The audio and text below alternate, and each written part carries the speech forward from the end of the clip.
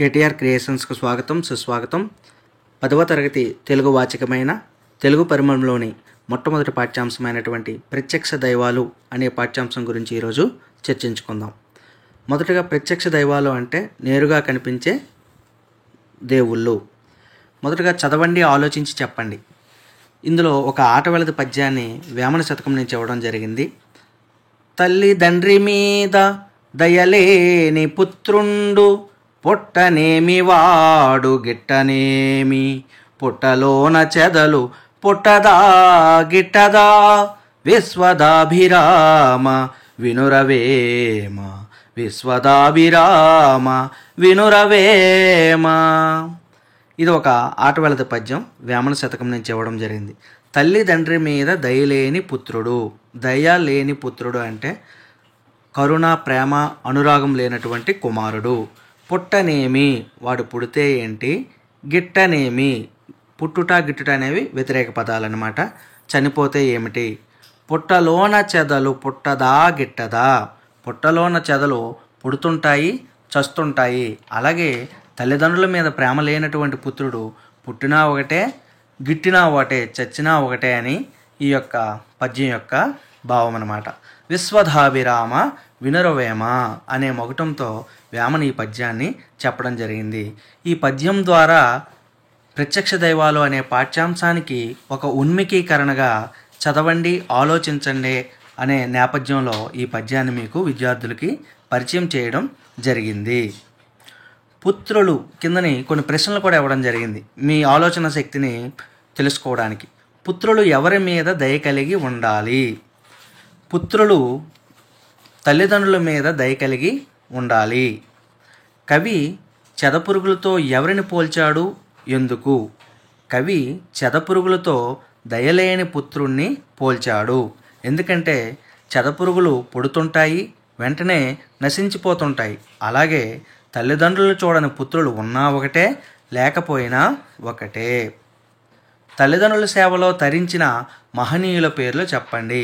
ఉదాహరణకు మనకు శ్రీరామచంద్రుడు, అలాగే గరుక్మంతుడు, శ్రవణ కుమారుడు, ఛత్రపతి శివాజీ ఇలాంటి గొప్ప వ్యక్తులు తల్లిదండ్రుల కోసం ఎన్నో త్యాగాలను చేసి తల్లిదండ్రుల యొక్క ఆదరాభిమానాలు పొందినటువంటి గొప్ప వ్యక్తులుగా మనకి చరిత్ర చెప్తున్నటువంటి విషయం. నేటి వర్తమాన కాల పరిస్థితుల్లో చాలామంది పిల్లలు తల్లిదండ్రుల్ని వృద్ధాశ్రమాల్లో ఉంచడం జరుగుతుంది. అలా కాకుండా తల్లిదండ్రుల సేవలో పిల్లలు ఉండాలని, లోకంలో కంటికి కనిపించే దేవతలు అమ్మ నాన్నలు, వారిని ఎల్లప్పుడూ సేవించడమే ధర్మాలన్నింటిలో ఉత్తమ ధర్మం, ఆ ధర్మాన్ని అనుసరించాలని చెప్పడమే ఈ పాఠం ఉద్దేశం. ఎందుకంటే మాతృదేవోభవ పితృదేవోభవ అంటే తల్లిదండ్రులే దేవతలు అని అర్థం. ప్రత్యక్ష దైవాలు పాఠ్యాంశ కవుని గురించి తెలుసుకుందాం. సంస్కృత భాషలో వేదవ్యాసుడు రచించినటువంటి మహాభారతాన్ని తెలుగులోకి 3 కవులు ఆంధ్రీకరించారు. వారిలో ప్రథముడు నన్నయ్య, తిక్కన, ఎరన. అందులో 3వ వాడైనటువంటి ఎరన ప్రస్తుత పాఠ్యాంశ యొక్క కవి. ఈయన కాలం క్రీస్తకం 14వ శతాబ్దం. తల్లిదండ్రులు పోతమ్మ, సోరణలు. స్వస్థలం పాకనాడు సీమ, ప్రస్తుత ప్రకాశం జిల్లా కందుకూరు సమీపంలో గుడ్లూరు గ్రామంలో జన్మించారు. ఆస్థానం అద్దంకి రాజధానిగా చేసుకుని పరిపాలించిన ప్రళయ వేమారెడ్డి ఆస్థాన కవిగా ఉన్నారు. రచనలు చూసుకున్నట్లయితే రామాయణం, హరివంశం, నృసింహ పురాణం, ఆంధ్ర మహాభారతంలోని అరణ్య పరవశేషం వరకు రచించారు. బిరుదులు శంభుదాసుడు, ప్రబంధ పరమేశ్వరుడు. ఎర్రన గారి ప్రత్యేకతలు రచనా శైలి సూక్తి వైచిత్రి, ప్రబంధ వర్ణనలకు పేరెన్నిక గన్నవాడు. ప్రస్తుత పాఠ్యాంశం ఆంధ్ర మహాభారతంలోని అరణ్య పరవశేషంలోని 5వ ఆశ్వాసం నుండి తీసుకోబడింది. ప్రస్తుత పాఠ్యాంశ ప్రక్రియను గురించి తెలుసుకుందాం. ప్రక్రియ ఇతిహాసం. ఇతిహాసం అంటే ఇలా జరిగిందని అర్థం. అంటే చరిత్ర ఒక కాలానికి సంబంధించిన రాజవంశానికో జాతికో సంబంధించిన చారిత్రకాంశాలు గల బృహద్రచనలను ఇతిహాసాలు అంటారు. ఇవి మొదట వాగ్రూపంలో ఉండేవి, కాలక్రమేణా గ్రంథ రూపంలోకి వచ్చాయి. ఇతిహాసాలు చతుర్విధ పురుషార్థాలు అంటే ధర్మ, అర్థ, కామ, మోక్షాలు, ఉపదేశాలు అంటే నీతి, ధర్మం, న్యాయం మొదలైనవి. పూర్వ వృత్తాంతం, తండ్రి, తాత, ముత్తాతలు కథలతో కూడి ఉంటాయి. ఇతిహాసాలలో కథకు, కథనానికి కథ చెప్పే తీరుకు ప్రాధాన్యం ఉంటుంది. రామాయణ మహాభారతాలు గొప్ప ఇతిహాసాలు. ప్రత్యక్ష దైవాలు పాఠ్యాంశ నేపథ్యం గురించి తెలుసుకుందాం. పాండవులు జూదంలో ఓడిపోయారు. అరణ్యవాసానికి వెళ్ళిపోయారు. అరణ్యవాసంలో ధర్మరాజు ఋషుల దగ్గర పురాణాలు వినేవాడు. ఒకసారి మార్కండేయ మహర్షి కౌశికుని గాథను చెప్పాడు. కౌశికుని విద్యాభ్యాసం ముగిసినట్లు గురువుగారు ప్రకటించారు. గృహస్థాశ్రమం స్వీకరించి తల్లిదండ్రులను సేవించమని చెబుతాడు. కానీ కౌశికుడు ఇంకా జ్ఞానం సంపాదించాలని, అన్ని ధర్మాలు తెలుసుకోవాలని బయలుదేరుతాడు.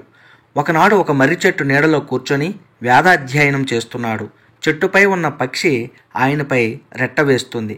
కోపంతో దాని వంక చూడగా అది మాడి మసయ్యింది. ఆ తరువాత మధ్యాహ్నం ఒక ఇంటి ముందు నిలబడి భిక్ష కోరుతాడు. ఆ ఇంటి ఇల్లాలు అదే సమయంలో ఇంటికి వచ్చిన భర్తను సేవించడంతో భిక్ష వేయడం ఆలస్యం చేస్తుంది.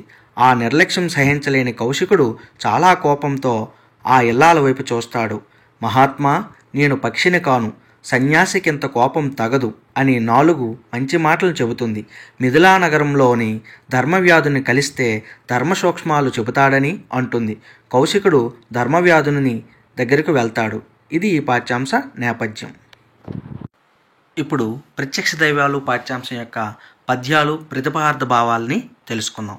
ఇందులో మొదటి పద్యంగా ఏ నిమ్మేయి నుత్తమ విజ్ఞానోన్నతి వడయుటకు నిజంబగు మూలంబైనది కలదోక ధర్మము భూనుత అది నీకు దృష్టముగా నెరుంగింతున్ భూనుత అది నీకు దృష్టముగా నెరుంగింతున్. ఈ పద్యాన్ని ధర్మవ్యాధుడు కౌశికునితో తెలియచేయ సందర్భంలోనిది. ప్రతి పదానికి అర్థాన్ని తెలుసుకుందాం. భూనుత, భూమి యందలి ప్రజల చేత పొగడబడిన ఓ కౌశికముని. ఏను, నేను అంటే ధర్మవ్యాధుడు. ఇమ్మేయిన్, ఈ రీతిగా. ఉత్తమ, గొప్పదైన. విజ్ఞానోన్నతి, గొప్ప జ్ఞానంలో ఆధిక్యం. వడయుటకు, పొందటానికి. నిజంబగు, సత్యమైన. మూలంబైనది, ఆధారమైనది. ఒక ధర్మం ఉంది. అది, ఆ ధర్మం నీకు దృష్టముగా, కంటికి కనిపించేటట్లుగా, ఎరుంగింతున్, తెలుపగలను. దీని యొక్క భావం: ఓ కౌశిక మహర్షి, నీవు నన్ను సర్వజ్ఞుడు అంటూ అభినందించావు. నేను ఇంతటి విజ్ఞానాన్ని పొందడానికి మూలమైన ధర్మం ఒకటి ఉంది. ఆ ధర్మాన్ని నీ కంటికి కనిపించే విధంగా తెలియచేస్తాను అని ధర్మవ్యాధుడు కౌశికునితో ఈ విధంగా పలికాడని ఈ పద్యం యొక్క భావం. రెండవ వచనంలో అభ్యంతర గృహంబునకు రమ్మని అతనిని తోడ్కొని చని మనోహరంబైన చతుస్సాలంబై వివిధ సౌరభ సంవాసితంబైన హర్మ్యంబునందు మహితాసనాసీనులైన వారిన్ తన జననీజనకుల అభిమతాహార పరితోషితులం పరమాంబరాభరణ గంధమాల్యలంకృత మూర్తుల నతనికింజూపి తానును తత్పాద ప్రణామంబు చేసి వారలన్ కుశలం బడిగిన ఇరువురు పుత్రునికిట్లనిరి. ఈ వచనం యొక్క అర్థాన్ని, భావాన్ని ఇప్పుడు మనం తెలుసుకుందాం. ఈ వచనాన్ని ధర్మవ్యాధుడు కౌశికునితో ఈ విధంగా అంటున్నాడు. అభ్యంతర అంటే అభ్యంతర గృహమునకు, లోపల ఉన్న గదిలోకి రమ్మని, దయచేయమని ఆహ్వానించాడు ధర్మవ్యాధుడు కౌశికుని.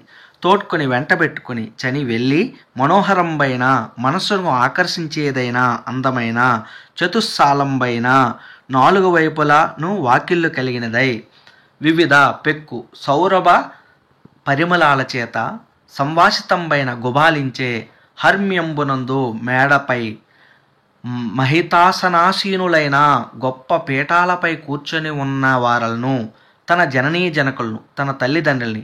ఎవరు? ధర్మవ్యాధుడి యొక్క తల్లిదండ్రుల్ని. అభిమతాహార పరితోషితులను, వారికి ఇష్టమైన ఆహారం తినటం చేత సంతృప్తి చెంది ఉన్నట్టి.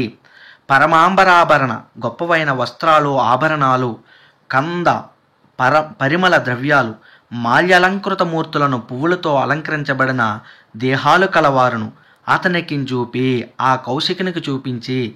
ఎవరిని చూపించాడు? ధర్మవ్యాధుని యొక్క తల్లిదండ్రులను. తానును, ధర్మవ్యాధులను తత్పాద ప్రణామంబు చేసి, ఆ తల్లిదండ్రుల యొక్క పాదాలకు నమస్కరించి వారిని కుశలంబన్ క్షేమంగా ఉన్నారని ధర్మవ్యాధుడు ప్రశ్నించగా ఆ ఇరువురున్ ఆ తల్లిదండ్రులు ఇద్దరూ పుత్రునుకున్ కొడుకుతో ధర్మవ్యాధునితో ఇట్లనేరి ఈ విధంగా అన్నారు. ఈ వచనం యొక్క భావాన్ని ఇప్పుడు తెలుసుకుందాం. అంటూ ధర్మవ్యాధుడు కౌశిక మహర్షిని సగౌరవంగా తన ఇంటిలోనికి తీసుకువెళ్ళాడు. 4 వైపుల నుండి సుగంధములు వెదజల్లుతున్న ఆ భవనములో ఉన్న ఉన్నత ఆసనాలపై ధర్మవ్యాధుని తల్లిదండ్రులు కూర్చొని ఉన్నారు. వారు తమకిష్టమైన ఆహారాన్ని స్వీకరిస్తూ నచ్చిన వస్త్రాలు, ఆభరణాలు మొదలైనవి ధరించి ఆనందంగా ఉన్నారు. అలాంటి తన తల్లిదండ్రులను కౌశికునికి చూపించి వారి పాదాలకు నమస్కరించాడు. వారి యోగక్షేమాలను అడిగి తెలుసుకున్నాడు. అప్పుడు వారు కుమారునితో ఇలా అన్నారు. ఈ వచనం ద్వారా విద్యార్థులుగా మనం గ్రహించాల్సింది ఏమిటంటే, ధర్మవ్యాధుడు తన తల్లిదండ్రులకు అవసరమైనటువంటి సకల గౌరవాలను కల్పిస్తూ వాళ్ళ యొక్క ఆనందానికి ఏమాత్రం లోటు లేకుండా చూసుకుంటూ ఎంతో ఉన్నతమైనటువంటి పుత్రుడుగా ధర్మవ్యాధుడు ఉన్నాడని విద్యార్థులుగా మనం అర్థం చేసుకోవాల్సిన అవసరం ఎంతైనా ఉన్నది. తరువాత భాగంలో మరిన్ని పద్యాలతో మళ్ళీ కలుద్దాం.